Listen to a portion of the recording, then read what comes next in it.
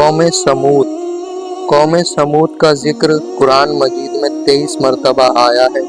قوم عاد کی ہلاکت کے بعد یہ عرب کی مشہور اور قدیم ترین قوم ہے۔ اس کا نسب حضرت نوح علیہ السلام کے بیٹے سام سے ملتا ہے۔ حجاز و شام کے درمیان وادی قرا کے میدان میں ان کی آبادیاں تھیں، جن کے کھنڈرات و نشانات آج بھی موجود ہیں۔ اللہ نے جب ان کو عذاب دے کے ختم کرا تو جو ان کے کھنڈرات جو مکان تھے ان کے کھنڈر آج بھی موجود ہیں۔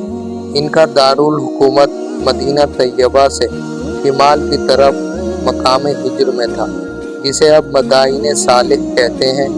اس قوم کا زمانہ حضرت ابراہیم علیہ السلام سے پہلے کا ہے۔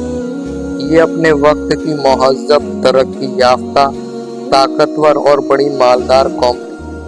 پہاڑوں کو تراش کر بڑی بڑی عمارتیں بنانا، انہیں بھی پہاڑ تراش کے بڑی بڑی عمارتیں بنانے کا شوق تھا، اور ایک شوق اور تھا ان کو، اور سنگ تراشوں کو بھاری مزدوری دے کر بڑے بڑے بت بنوانا ان کی زندگی کا محبوب مشغلہ تھا۔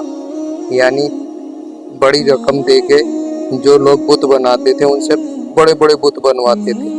ان کے دلوں میں بتوں کی اتنی عقیدت و محبت پیدا ہو گئی تھی کہ اللہ تعالیٰ کو چھوڑ کر انہی کی پوجا کو اپنی نجات کا ذریعہ سمجھنے لگے تھے۔ یعنی اتنے مست ہو گئے ان کی عبادت میں، ان کی پوجا میں، کہ اللہ کو بالکل بھول گئے، اور انہیں یہ لگنے لگا کہ انہی سے سارے کام بنیں گے۔ اللہ کو بالکل چھوڑ دیا، بالکل بھول گئے۔